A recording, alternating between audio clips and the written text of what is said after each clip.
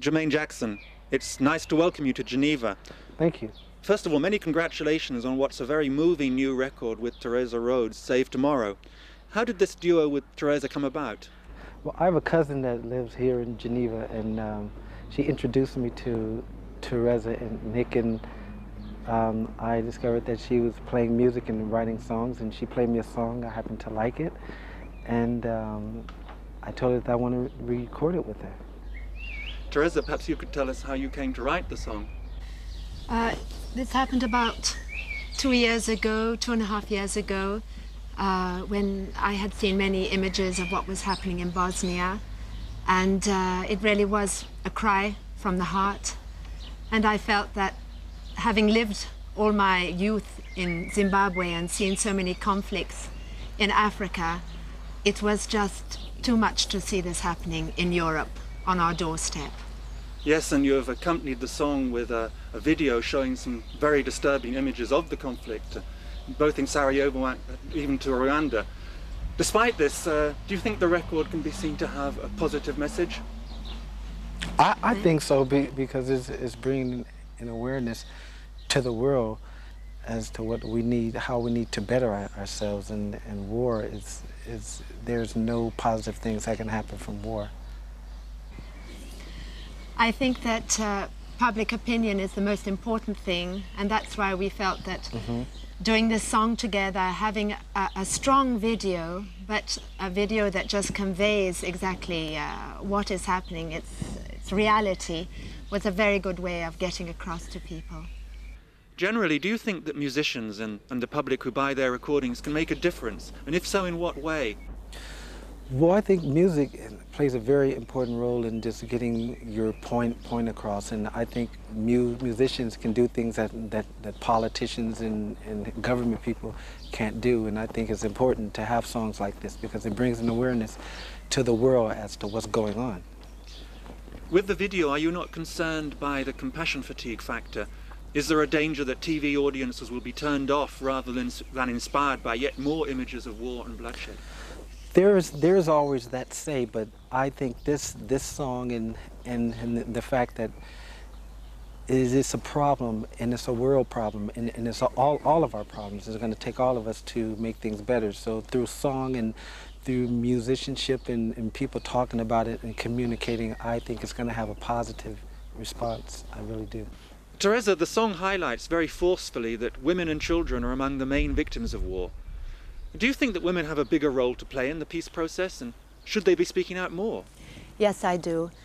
It's a fact that 90% of all casualties of war are civilians, mainly women and children. And in fact, about 2 years ago, I was invited to sing the song on Women's Day at the United Nations.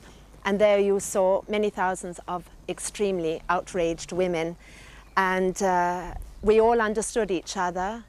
And the song came over very strongly. We managed to say in a very short time what we all felt very strongly about. In fact, the words of the song talk about the role that can be played by women. Yes, yes. The refrain is too much pain, too much sorrow.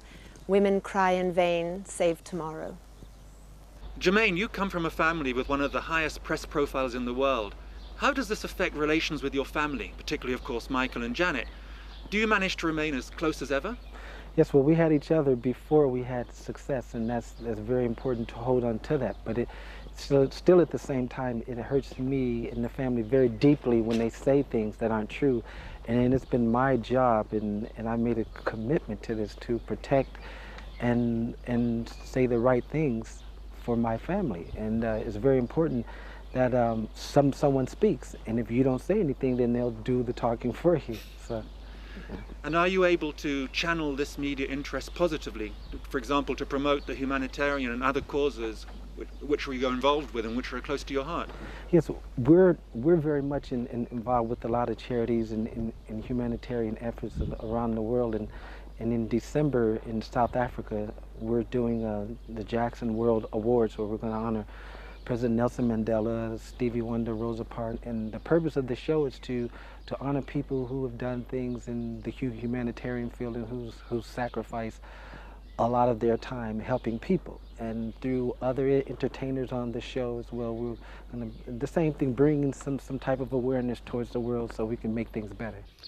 Theresa, I understand you'll shortly be releasing your first album to follow up on Save Tomorrow. Perhaps you could tell us a little bit more about yourself. You're obviously not Swiss. Where are you from? And could you tell us more about how you first got involved in music? I'm British by birth, Swiss by marriage, brought up in Zimbabwe, as I said. I've been singing and playing the guitar as far back as I can remember, but I had never really tried my hand at writing, and Save Tomorrow was my first song. And since then, I've been writing all the time. Every time I have a free moment, I write, and I've put together an album, which I hope to be releasing very soon. And will you be playing any live dates to promote the song and the album? Absolutely. Great. There's a tour coming up, and we're going to do some shows in China and hopefully the Philippines, and we'll get a chance to perform the song. Well, it's been some time since we heard you on record. You seem to have taken a break from the studios. Is there any particular reason for this, and have you been involved in other projects in the meantime? Yes, I've been busy producing film and studying film and producing shows and being at the forefront of family businesses around the world and stuff. And I took some time off from my music. Then all of a sudden I come to Geneva and I get this overwhelming creative force just coming all over me, and I started writing songs again. So I've been just working very, very hard here. Yes, I am recording again. So your fans can look forward to a new album from you as well? Absolutely. Why did you choose Geneva to record the song? Well, I had the pleasure of meeting